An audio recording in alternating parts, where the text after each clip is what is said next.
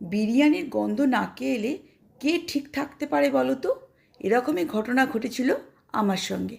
আমি রান্না করছি, হঠাৎ বিরিয়ানির গন্ধ নাকে এলো।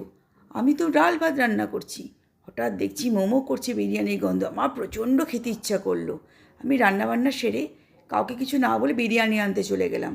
বিরিয়ানি এনে দিব্যি খেতে বসেছি এবং দেখছি এরকম ঘটনা জানি না কার সাথে ঘটেছে। বলো তো কী ঘটেছে? অবাক হবে শুনলে। বিরিয়ানির পুরো ঢালার পর দেখছি যে আলুটাও ছোটো দিয়েছে আর মাংসটাও দিয়েছে হাড়যুক্ত। তাতেও আমার খুব মন খারাপ হয়ে গেল। ভাবলাম যে এই মা আমাকে এভাবে কি ঠকিয়ে দিল।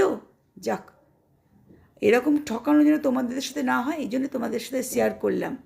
আর আমার সাথে যে ঘটনাটা ঘটেছে, তোমাদের কার কার সাথে এই ঘটনাটা ঘটেছে আমাকে অবশ্যই কমেন্টে লিখবে।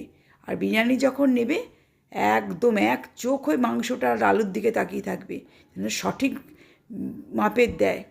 অবশ্যই এটা মনে রেখো। আর আমাকে কমেন্টে লিখবে তোমাদের সাথে এরকম ঘটনা কি ঘটেছে।